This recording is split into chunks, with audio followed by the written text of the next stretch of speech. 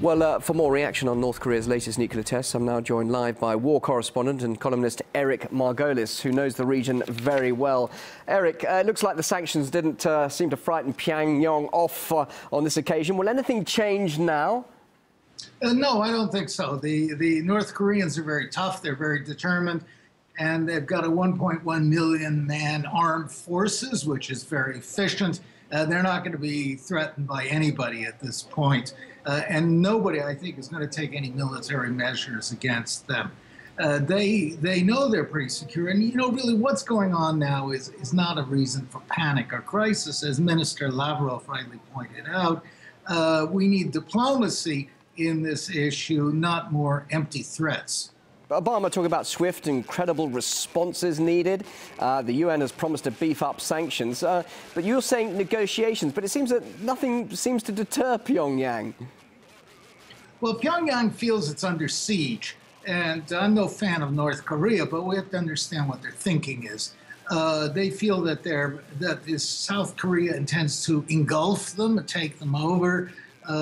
With its huge economy and power, that the United States is threatening to overthrow the North Korean regime for being defiant. So they're under pressure. We also look at this in the context of inter-Korean rivalry. The South and North Koreans constantly are playing tit for tat against each other to see who can have the bigger stick or the bigger, taller flagpole or the higher building. And in this case, the North Koreans have shamed the South Koreans by coming out with their third nuclear test, whereas South Korea was developing nuclear weapons about a decade ago, but was caught by the U.S., and the U.S. said no way and shut down the South Korean program. Now the North Koreans are saying they're the real authentic Koreans and they're the defender of the Korean Peninsula.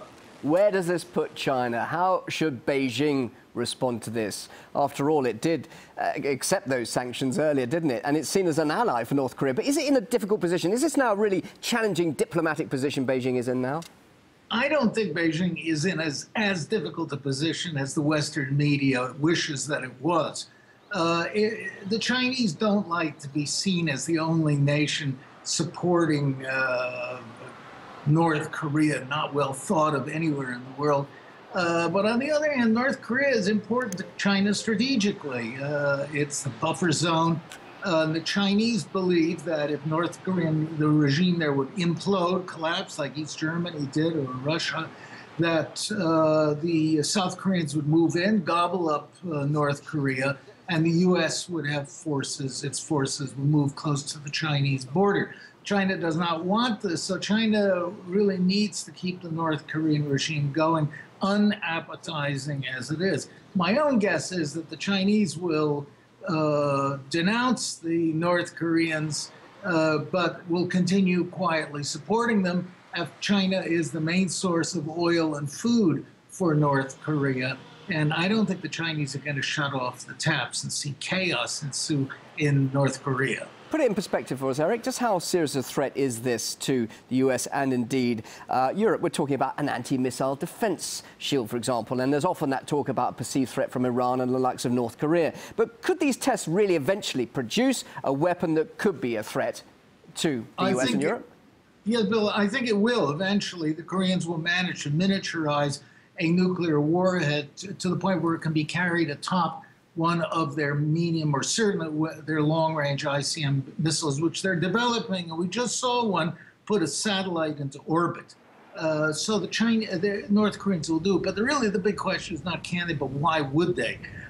These programs, and South Korean defense officials have told me this too, are purely defensive. Well, and why would they and can they? I mean, can they afford it? It's a poor country, isn't it?